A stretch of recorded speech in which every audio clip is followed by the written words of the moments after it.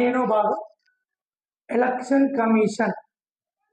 Election commission గురించి మనకు చెప్తుంది. 324 ఆర్టికల్ టు 329 ఆర్టికల్, 324 అధికరణం నుంచి 329వ అధికరణ ఎలక్షన్ కమిషన్ గురించి చెప్తుంది.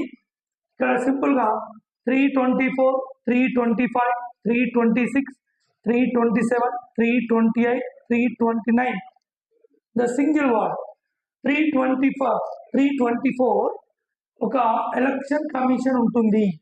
చీఫ్ ఎలక్షన్ కమిషన్ మనకు భారత రాజ్యాంగంలో 324వ అధికరణం నుంచి 329వ అధికరణం వరకు ఎలక్షన్ కమిషన్ ఉంటుంది.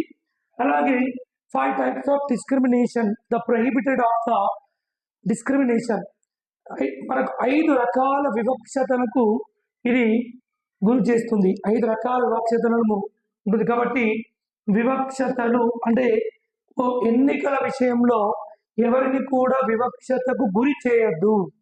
చూడండి, మనకు ఈ 326 18 సంవత్సరాలు నిండిన ప్రతి ఒక్కరు కూడా 18 సంవత్సరాలు నిండిన ప్రతి ఒక్కరు కూడా రైట్ టు ఓటు హక్కును కలిగి ఉండడం జరుగుతుంది.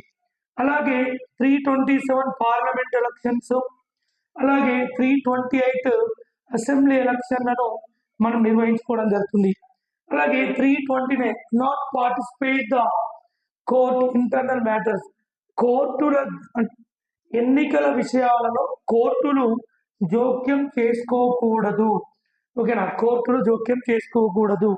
324, 325, 326, 327, 328, 329.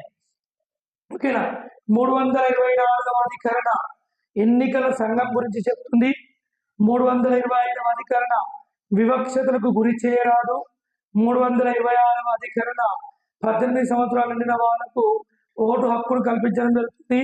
327 పార్లమెంట్ ఎలక్షన్లు, అలాగే 328 అసెంబ్లీ ఎలక్షన్స్, అలాగే 329 ఈ ఎన్నికల వ్యవహారాలలో కోర్టులు జోక్యం చేసుకోకూడదు. ఇది 15th పార్ట్.